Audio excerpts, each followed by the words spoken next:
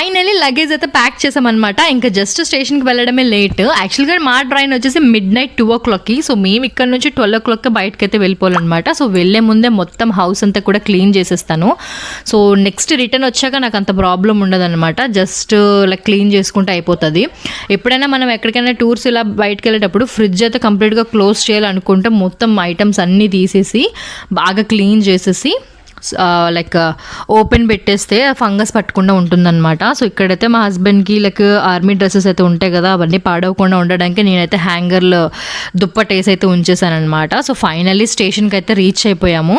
So 2 families అయితే వచ్చేసామన్నమాట. ఇంకో 1 family అయితే వస్తుంది ఆన్ ద వేలో. సో 2 o'clock ట్రైన్ కాబట్టి మేము అక్కడ సరదాగా కూర్చొని కొద్దిసేపు చిట్ చాట్ అయితే చేసాము.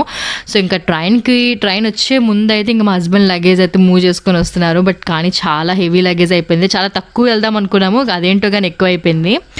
ఇంకా నెక్స్ట్ డే మార్నింగ్ అయితే లెగ్స్ ఫ్రెష్ అప్ అయితే అయిపోయామన్నమాట. సో నైటే నేను అన్ని ప్రిపేర్ చేసుకొని వచ్చాను కాబట్టి బ్రేక్ఫాస్ట్ కూడా తీసుకొచ్చాను. సో ఇక్కడ కొన్ని పూరీలు అండ్ ఆమ్లెట్ ఆలూ కర్రీతో బ్రేక్ఫాస్ట్ స్టార్ట్ చేసి కొంచెం సేపు గేమ్స్ అయితే ఆడామన్నమాట. పిల్లలతో ట్రావెల్ చేసేటప్పుడు అయితే మాత్రం చాలా కష్టము. సో దానికి క్లేస్ అయితే కొనేసి ఇచ్చామో ఆడుకుంటూ ఉంటారు. అండ్ కొంచెం సేపు అయిన తర్వాత మిక్చర్, నేను హోమ్ మేడ్ మిక్చర్ చేశాను కదా, అది తిన్నామన్నమాట. ఇంకా ఆఫ్టర్నూన్ వచ్చేసి కొంచెం చపాతీ, టమాటో కర్రీ, పులిహోర, ఆలూ కర్రీ అనమాట.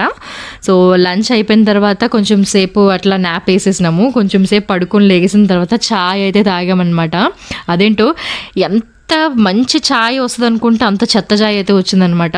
నెక్స్ట్ డే అయితే మార్నింగ్ లేసిన కీరా తినేసి కొంచెం మురి మిక్చర్ చేసుకున్నాము. ఆ తర్వాత లంచ్ ఆర్డర్ చేసుకొని ఇంకా మళ్ళీ ఆఫ్టర్నూన్ అయ్యేసరికి సమోసా ఇంకా ఏదో ఒకటి తింటానే ఉన్నాం అనమాట. 2 days ట్రైన్ జర్నీ ఎలా జరిగిందో కూడా అర్థం కాలేదు. బట్ కానీ ఫన్నీగా అయిపోయింది. విజయవాడలో దిగి విజయవాడ నుంచి వైజాగ్ అయితే వెళ్ళాలి. బట్ కానీ 8 months తర్వాత మంచి భోజనం అయితే విజయవాడలో చేసామన్నమాట. నిజంగా చెప్తున్నాను, చాలా అంటే చాలా టేస్టీగా ఉంది. అసలు నాకు హోటల్ పేరు అయితే మర్చిపోయాను అనమాట, కానీ ఫుడ్